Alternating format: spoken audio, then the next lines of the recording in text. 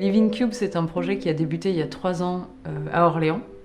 C'est un projet qui a débuté parce que je vis avec des œuvres d'art depuis 5 ans et il me paraît important pour moi d'avoir accès à l'art autrement que dans des lieux institutionnels ou dans des lieux conventionnels. À partir de là, j'ai voulu créer un projet qui permettrait aux spectateurs d'avoir une rencontre avec l'œuvre, mais dans une dimension de proximité, un peu plus alternative, avec une temporalité différente. Cette année, c'est la 3e édition de Living Cube. Le principe de Living Cube, c'est d'aller à la rencontre des artistes dans les ateliers et d'inviter ces artistes à présenter des pièces à la maison, dans un accrochage très spontané et très intuitif. Les œuvres, elles sont choisies suite à un échange, suite à une rencontre physique avec la pièce, soit je l'ai vue dans une expo, soit je l'ai vue dans un magazine, soit j'ai fait la démarche d'aller voir l'artiste derrière. Et ensuite, j'invite l'artiste à venir présenter les œuvres.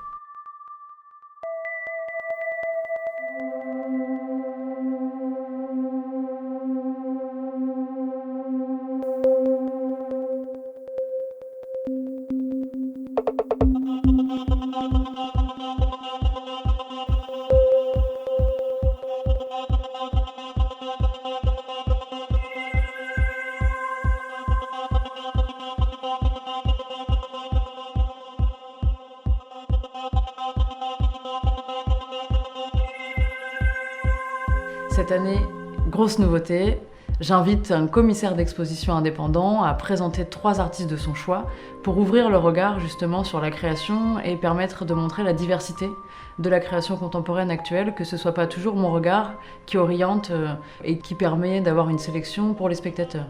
Donc Léo Marin, cette année, présente le travail de Terencio González, de Robin Levé et de Laurent Lacotte.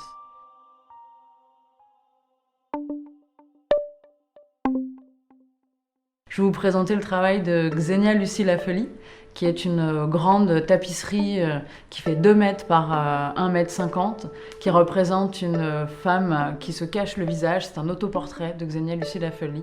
C'est une peinture digitale qu'elle imprime sur un tissu et ensuite elle vient retravailler chaque élément par la couture, par la broderie, par insertion de ouatine, par texture, vraiment par texture. C'est des couvertures qu'elle fait. La couverture parce que c'est un objet intime à la base. C'est l'objet par excellence qui nous permet d'être seuls avec nous-mêmes. Elle essaye de rompre avec cette image qu'on a du côté féminin de l'art textile.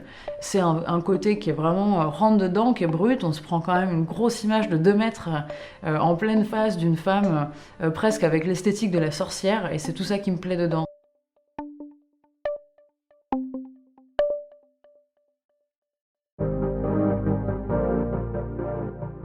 La 2e pièce dont je vais vous parler, c'est une vidéo d'Émilie Brou et Maxime Marion.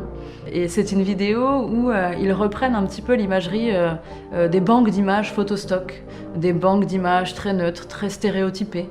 Et il y a une voix off derrière qui dit des mots-clés, mais des mots clichés. Jeune, femme, blonde, un chat, un blanc, caucasien, yeux bleus, des choses très normalisante, mais très flippante au final, parce que la vidéo, on a l'impression qu'elle est vécue, qu'elle est habitée, mais en même temps, il y a ces voix derrière qui nous rappellent que on met des mots sur des choses, on met des étiquettes, il faut rentrer dans un cadre, dans une norme, et ils travaillent vraiment ce type d'image, l'imagerie internet, l'image très stéréotypée. Ils essayent de la contrer, finalement.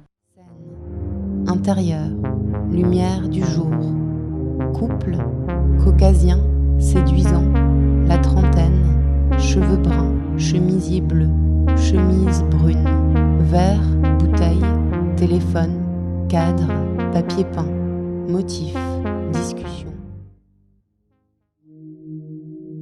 Et la 3e pièce dont je vais vous parler, c'est justement celle qui se trouve derrière nous, le diptyque de Guilhem Robichou, donc, qui est un artiste de Toulouse qui a fait la Villa Arson, qui est diplômé de la Villa Arson, qui a un rapport très fort à la machine et à l'agriculture, à la nature surtout.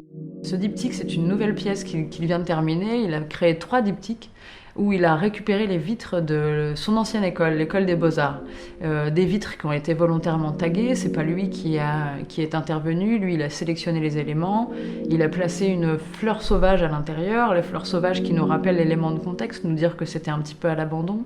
Et ce qui me plaît dedans, c'est cet effet justement de fenêtre ouverte, mais ouverte sur rien, ouverte sur une archéologie déjà, une archéologie d'un paysage qui l'a nourri lui et qui l'a construit lui.